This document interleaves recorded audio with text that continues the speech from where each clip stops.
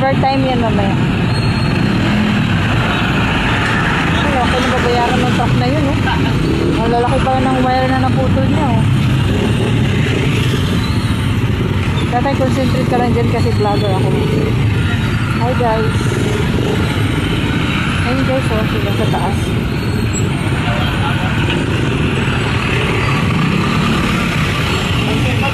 Wala na yung truck na nakabunggo.